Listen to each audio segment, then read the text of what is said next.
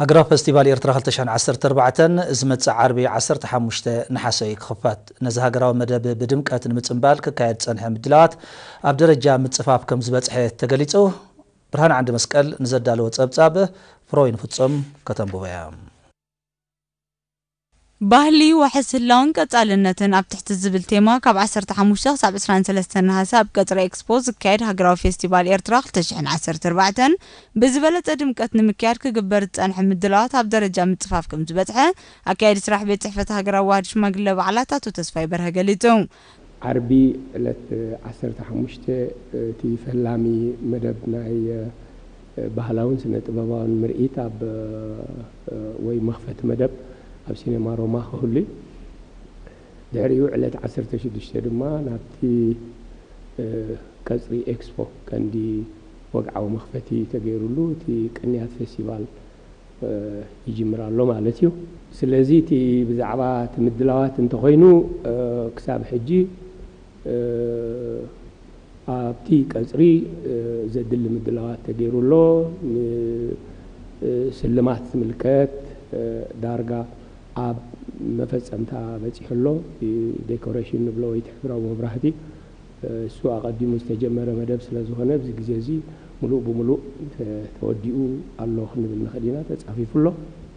مسيرينا بزكايدو قال محتتاتو تسفاي ابناي مخفتس نسرعات زقرب حدث الدرفتات دراما وموسيقاتات كوميدي تلهيزوباتاتن كالنز امسله مدبات تمامي خمزلو امونغو زوباتات دما وددرات ياتاو تليتن سبورتن قشت من نبابرو ادخاخنا ياتاو ابايتي ادراش مرئيتن افاوياتان ككايد مخانو بريو اوشت 3 عامታት زفري درفتات حصر تزانتاتات مروصات دراماتاتن سنداو فيلمتاتن كمون قبان قرطان مهزون صنعان وددر كم زقربو زحبراتو تسفاي نناشتن عبيتن ززناغع فيلمتات مرئيت دراماتات قشت سالت هصانات قشت سندا مرئيت انتاو مسارات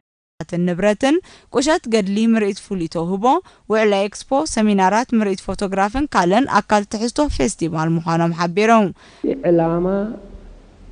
نايتي زكايد فيستيفال حجي زي كونه ولا كامنو ويح غزي حدا مورراس ባህሊ ናብቲ መንእሰይ ወለዶ ባህልና እንታይ እዩ ዝመስል ካብቲ ካልእ ሕብረተሰብ እንታይ ይፈልየና እንተ ኣቅዲመ ዝበልኮ እቲ ቴማ ንባዕሉ ባህሊ ወሕስ ህላውን ቀጻልነትን ክትብል ከለኻ እንታይ ማለትና እዩ ሕጂ ትቀንዲ ዝበሃል ዘሎ እቲ ጓይላ ዳንኬራ ሳዕስዒት ደይኮነስ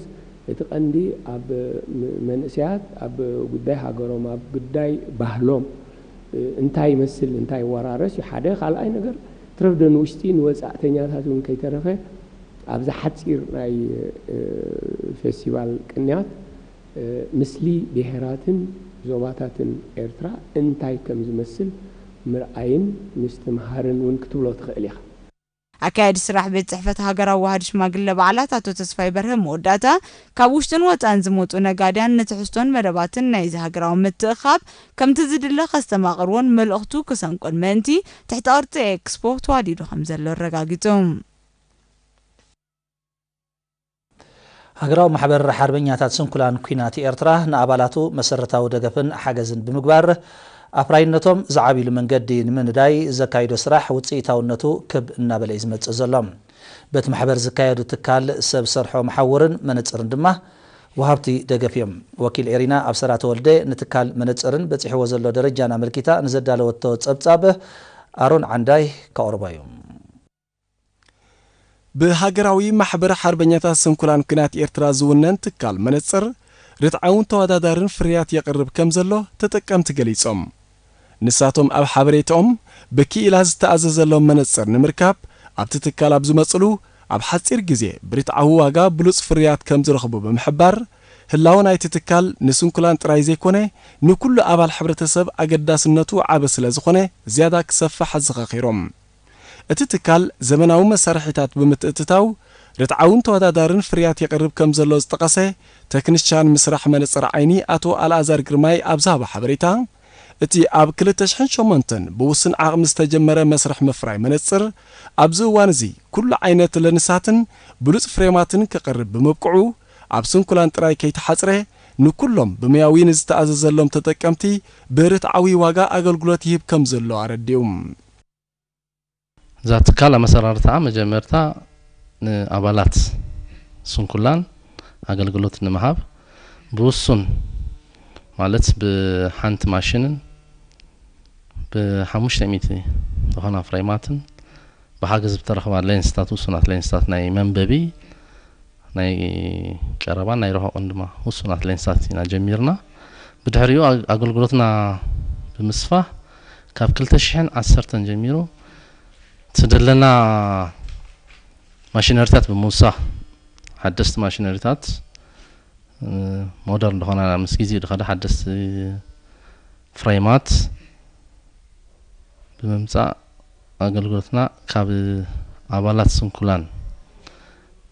ወጻይ ዋላ ንኩሉ ህዝብ አገልግሎት መሃብ ጀሚርና ክሳብ ሕጂ ድማ ብኸምኡ ነገልግል ኣለና አቦ መንበር ሃገራዊ ማሕበር ሓርበኛታት ስንኩላን ኩናት ኤርትራ መምህር ገብረ ብርሃን ኢያሱ በገዲኡ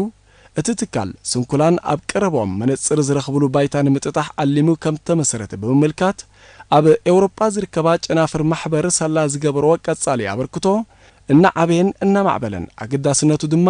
እና አዘዘ በመምጽኡ ካብ 2010 ንድሓር ብዘተኣታተወ ዘመናዊ ናውቲ ንኹሉ ተጠቃሚ ይገልግል ከም ዘሎ አብሪሁም كمن زي ناي منصر عيني كن مسروته خلنا አጋጣሚት ዝንገብሮ ዝነበርና ወጻኢታት ንመነጽር ዓይኒ ካብ ዓቕምና ንላዕልና ኾነ ይኸይድ ነይሩ ካል ኣማራጽታት ክንፍትሹን ሓደ መጽናዕቲ ንገበረ ጸኒሕና ብፍላይ ግን ኣብ 2007 ንብርክት ዝበሎ ስንኩላን ኣብ ዞባ ማእከልን ኣብ ዞባ ዓንሰባን ናይ ሕክምና ምርመራታት ኣካይድና ኣሎም ሕጂ ልዕሊ 900 ዝኾኑ መነጽር ዓይኒ ተኣዚዙሎም نزوم 900 ዝኾኑ መነጽር ዓይኒ ሞ70 ካብ ዕዳጋ ክትከፍለሎም ከዓቕምና ይዘማሕበር ላዕለ ስለ ዝኾነ ናይ ገዛ አርስና መነጽር ዓይኒ ትካል መነጽር ዓይኒ ምግባር እዋኑ ዝኣኸለ ኮይኑ ተሰሚዕና ስለዚ ምስ ገለገለ መሻርክቲ እዛ ትካል እዚኣ ኣብ 2008 ከጀሚርናያ ቀንዲ ዕላማ ከዓ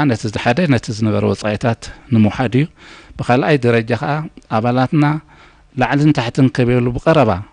ኣብ ኣሃዶም ኣብቲ ማእከላይ ቤት ጽሕፈቶም አገልግሎት ንኽረኽቡ ክእለና ብሳልሳይ ደረጃውን እንታዩ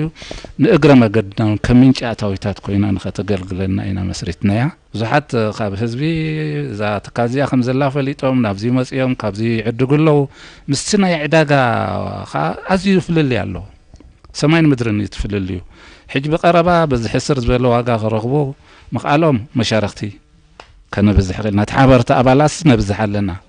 ኣብ ኖርዌይ ዝርከብ ጨንፈርናውቲ ማሕበር ኣብ 2012-13 ልዕሊ 10,000 ፍሬማት ብሓገዝ ከም ዘበርከተ ዝጠቐሰ መምህር ገብረ ብርሃን እቲ ትካል ደሊብዎ ብዘሎ ብቕዓትን ዝውንኖ እኹል ቀረብን ዝያዳ ንምስፍሑ ምስ ሚኒስትሪ ጥዕናን መሻርክትን ተሓባቢሮም ይጽዕሩ ከም ዘለው ሓቢሮም بنطبطباو አገባብ ዝለምዕ ዘሎ ፕሮጀክት ሕርሻ ሰመሞ ኣብ ዓመት 3 ግዜ ምህርትን ሃበ ዝዕግብ ውጽኢት ይርከቦ ከም ዘሎ كيل ልምዓት መስኖ ኣብ ንኡዘብ ዓዲ ኋላ ኢንጂነር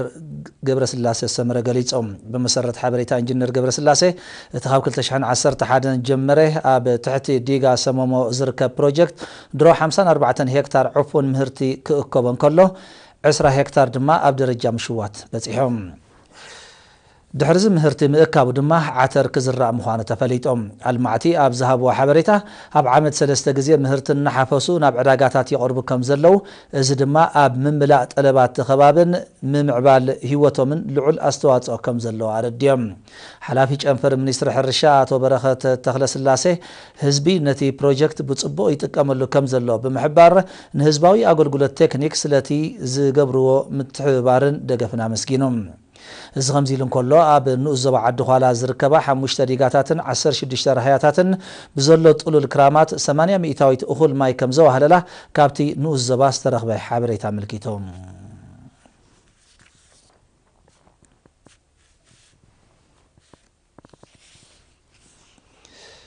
ኣብ ዞባ ማእከል ካብ 8 ሓምለ ክሳብ 7 ነሓሴ ኣብ 39 ነቁጣታት ዝተሰላሰለ ክረምታዊ ወፍሪ ልምዓት ከም ተዛዘመ ኣብ ጨንፈር ሚኒስትሪ ትምህርቲ ሓላፊ ናይቲ ወፍሪ ኣቶ አብርሃም በርሄ ኒኤሪና ኣብ ዝሃቦ ሓበሬታ ገሊጾም ነቲ 15,000 ተምሃሮ ካልኣይ ደረጃ ኣብያተ ትምህርቲ ዞባ ማእከልን 826 ኣለይትን ዝተሳተፍዎ ወፍሪ ኣመልኪቱ ኣቶ አብርሃም እቲ ዝተዓመ ስራሕ ምስራሕ ዘላታት ምፍዋስ ማይኩዖታት ምኹዓት ጎዳጉድን ምትካል ፈልስታትን ምክትታል ድሕነት ትራፊክ ከምኡን